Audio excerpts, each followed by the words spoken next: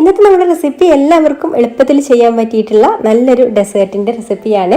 പാർട്ടികൾക്കും അതുപോലെ ഗസ്റ്റൊക്കെ വരുന്ന സമയത്തൊക്കെ ഉണ്ടാക്കാൻ പറ്റിയിട്ടുള്ള നല്ല ടേസ്റ്റി ആയിട്ടുള്ള ഒരു പുഡിംഗ് ആണ് കേട്ടോ ഇത്. അപ്പോൾ നമുക്കിത് എങ്ങനെയാണ് തയ്യാറാക്കുക എന്നുള്ളതൊന്ന് നോക്കാം. അപ്പോൾ ആദ്യം തന്നെ ഞാൻ ഇതുപോലെ ഒരു കടായി അടുപ്പത്ത് വെച്ചിട്ടുണ്ട്. അതിലേക്കൊരു 50 ഗ്രാം ബട്ടർ ചേർത്ത് കൊടുക്കാം. ഉപ്പില്ലാത്ത ബട്ടറാണ് കേട്ടോ ചേർത്ത് കൊടുക്കുന്നത്. ബട്ടർ ഇതുപോലെ മെൽറ്റായി വന്നതിന് ശേഷം നമുക്കിതിലേക്ക് സേമിയ ചേർത്ത് കൊടുക്കാം. ഞാനിവിടെ എടുത്തിട്ടുള്ളത് ചെറിയ തിന്നായിട്ടുള്ള സേമിയാണ് കേട്ടോ. 150 ഗ്രാം സേമിയാണ് എടുത്തിട്ടുള്ളത്. അപ്പോൾ ഈ ഒരു സേമിയ റോസ്റ്റ് ചെയ്ത സേമിയ തന്നെയാണ്, എന്നാലും ഒന്നും കൂടെ നമുക്ക് ഇതിലേക്ക് ഇട്ട് കൊടുത്തിട്ട് റോസ്റ്റ് ചെയ്തെടുക്കണം. അപ്പോൾ ചെറിയ സേമിയ തന്നെ എടുക്കാനായിട്ട് ശ്രദ്ധിക്കുക. വലിയ സേമിയ വെച്ചിട്ടും ചെയ്യാം, എന്നാലും കൂടുതലായിട്ട് ടേസ്റ്റ് ഉണ്ടാവുക ചെറിയ സേമിയ വെച്ചിട്ട് ചെയ്യുമ്പോഴാണ് കേട്ടോ. നല്ല തിന്നായിട്ടുള്ള സേമിയ നമുക്ക് വാങ്ങിക്കാൻ കിട്ടും. ഇനി ഇത് നന്നായിട്ടൊന്ന് റോസ്റ്റ് ചെയ്തെടുക്കാം. ഇനി ഇതിലേക്കൊരു 1/3 കപ്പ് പഞ്ചസാര പൊടിച്ചത് ചേർത്ത് കൊടുക്കാം. മധുരം നിങ്ങൾക്ക് നോക്കിയിട്ട് വേണമെങ്കിൽ കൂടുതലായിട്ട് ചേർത്ത് കൊടുക്കാം കേട്ടോ. ഇതൊരു കറക്റ്റ് മധുരമാണ്. അപ്പോൾ പഞ്ചസാര പൊടിച്ചത് 1/3 കപ്പ് എന്ന് പറഞ്ഞാൽ 5 ടേബിൾ സ്പൂൺ പഞ്ചസാരയാണ് കേട്ടോ ഉണ്ടാവുക. ഇനി ഇത് നന്നായിട്ടൊന്ന് മിക്സ് ചെയ്ത് കൊടുക്കാം. എന്നിട്ട് ഇതിലേക്ക് 1/4 കപ്പ് പാൽപ്പൊടിയും കൂടെ ചേർത്ത് കൊടുത്തിട്ട് നന്നായിട്ട് ഒന്നും കൂടെ റോസ്റ്റ് ചെയ്തെടുക്കാം. പാൽപ്പൊടിയും കൂടി ചേർത്ത് കൊടുക്കുമ്പോഴാണ് കേട്ടോ ഇതിന് നല്ലൊരു ടേസ്റ്റ് ഉണ്ടാവുക. പാൽപ്പൊടി ഇല്ലാതെ വേണമെങ്കിലും ചെയ്യാം.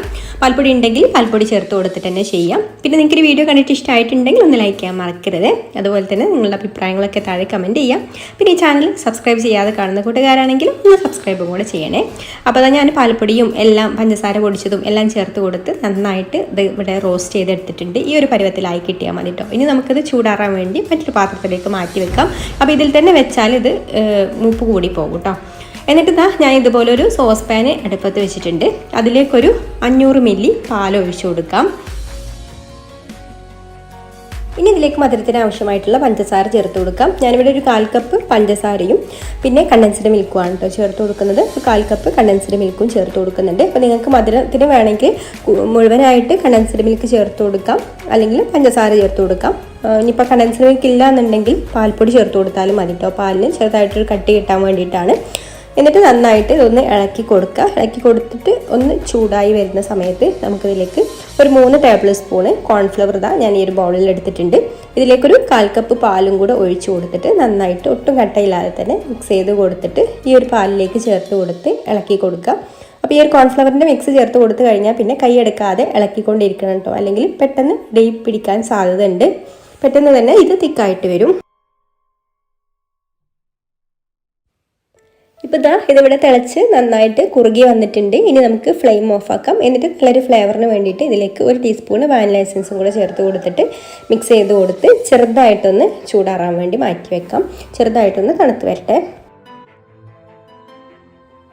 ഇനി നമുക്ക് പുഡിങ് സെറ്റ് ചെയ്യാം കേട്ടോ. അപ്പോൾ അതിന് വേണ്ടിയിട്ട് ഞാൻ ഇതുപോലെ ഒരു പുഡിങ് ഡിഷ് എടുത്തിട്ടുണ്ട്.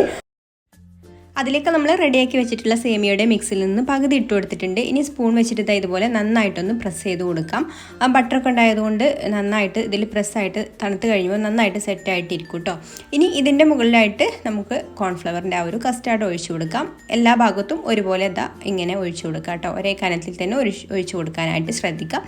എന്നിട്ട് നമ്മൾ ബാക്കി വന്നിട്ടുള്ള ഒരു സേമിയ മിക്സ് ഇതിൻ്റെ മുകളിലായിട്ട് ഇതുപോലെ ഒന്ന് ഇട്ട് കൊടുക്കാം. എന്നിട്ട് ഞാനിതിൻ്റെ മുകളിലായിട്ട് കുറച്ച് ബദാം ചോപ്പ് ചെയ്ത് ഇട്ട് കൊടുക്കുന്നുണ്ട്. അതുപോലെ തന്നെ കറുത്ത ഉണക്കമുന്തിരിയും കൂടിയാണ് ഇട്ട് കൊടുക്കുന്നത്. അപ്പോൾ ഡെക്കറേഷനൊക്കെ ഓരോരുത്തരുടെ ഇഷ്ടത്തിനനുസരിച്ചിട്ട് ചെയ്യാം. പിസ്താഷ്യൊക്കെ ഉണ്ടെങ്കിൽ അതൊക്കെ ഇട്ട് കൊടുത്താൽ അടിപൊളിയാണ് കേട്ടോ. ഇനി നമുക്കിത് ഫ്രിഡ്ജിൽ വെച്ചിട്ട് നന്നായിട്ട് സെറ്റാക്കി എടുക്കണം. നന്നായിട്ട് തണുപ്പോട് കൂടിയിട്ട് കഴിക്കുമ്പോഴാണ് കേട്ടോ നല്ല ടേസ്റ്റ് ഉണ്ടാവുക. അപ്പോൾ തലേന്നൊക്കെ ഉണ്ടാക്കി വെച്ചിട്ട് പിറ്റേന്നൊക്കെ കഴിക്കുകയാണെന്നുണ്ടെങ്കിൽ നല്ല ടേസ്റ്റാണ്. അപ്പോൾ ഇത്രയുള്ള നമ്മുടെ നവാബി സെമായി ഇവിടെ റെഡി ആയിട്ടുണ്ട്. അപ്പോൾ എല്ലാവർക്കും ഈസി ആയിട്ട് പെരുന്നാളിനൊക്കെ ഉണ്ടാക്കാൻ പറ്റിയിട്ടുള്ള ഒരു ഡെസേർട്ടാണ്. അപ്പോൾ എല്ലാവർക്കും ഈ ഒരു റെസിപ്പി ഇഷ്ടമായിട്ടുണ്ടാവും എന്ന് വിചാരിക്കുന്നു.